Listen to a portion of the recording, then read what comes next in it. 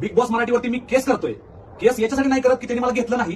केस याच्यासाठी करतोय की मला 20 ऑक्टोबरला त्यांनी मेल केला की टीव्ही शो आहे, त्याच्यासाठी तुमचा नंबर द्या. नमस्ते मित्रांनो, अशी उडती खबर आली आहे की बिग बॉसवर झाली आहे मोठी केस. आणि कोणत्या बिग बॉसवर? मराठी बिग बॉसवर. टीव्ही आता चालू आहे ते मराठी बिग बॉस सीझन 6 यावरती झालेली आहे मोठी केस. आणि कोणी केलंय ते जाणून घेण्याच्या आधी आपल्या व्हिडिओला लाईक करा आणि चॅनलला नवीन असाल तर सबस्क्राईब करायला विसरू नका मित्रांनो, कारण की तो कोण आहे आपण पूर्णपणे सांगणार आहे मित्रांनो.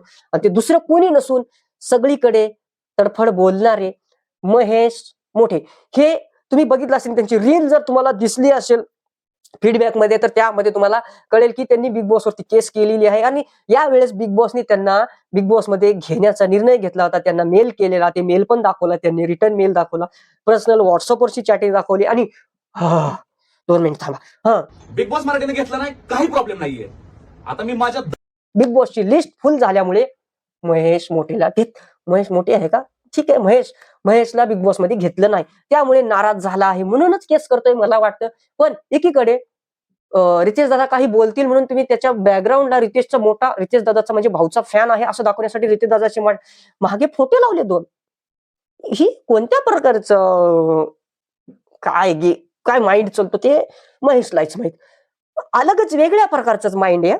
एक तर बिग बॉस वरती केस करायचे आणि एक तर बिग बॉसचा जो मेन होस्ट आहे त्याची बॅकग्राऊंडला 2 फोटो लावलेले आहेत.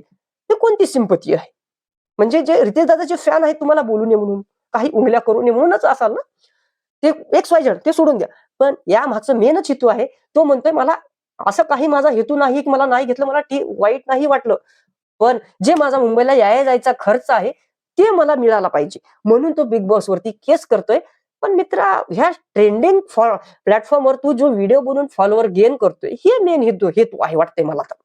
आणि त्यामध्ये जान्हवी किल्लेकरनं डायरेक्टली कमेंट केलं मित्रांनो. ती कमेंट मी तुम्हाला दाखवतो.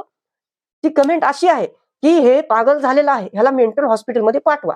आता जान्हवी किल्लेकरचं किती खरं आहे हे त्यांना माहित, परंतु जान्हवीचं जरा पटतंय, कारण जान्हवी सीझन 5 मध्ये होती आणि गाजल्यामुळे ती आज द 50 रियालिटी शो मध्ये आहे.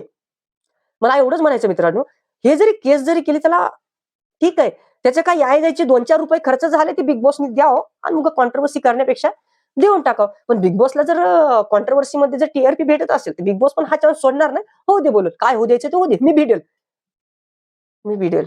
पण मोठेच काय होणार? ते डॉमिनेशन तर होणार नाही. जर ग्राउंड फ्लॉर जर लागला महेश मोठेला तर फॉलोअर कुठे जाणार? मुश्किल आहे ना. तर आपण ठीक आहे, तुझ्या पद्धतीनं काय होते ते कर बाबा, आम्ही पण बघू कुठपर्यंत तुझे म्हणजे काय होते काय नाही ते पण बघू. आणि कलर्स जे बिग बॉसचे जे काही प्रोड्युसर XYZ असतील ते काय निर्णय घेतील ते पण बघू.